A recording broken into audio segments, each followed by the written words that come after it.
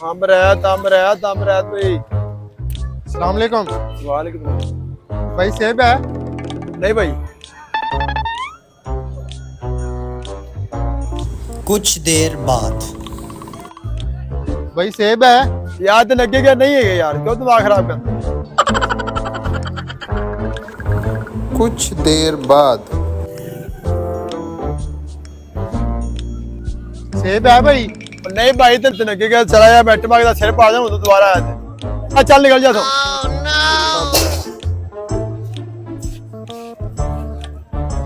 कुछ देर बाद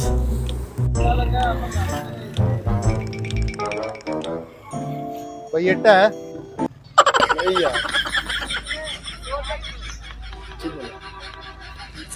बाकी छाटो 10 फिर सेब है?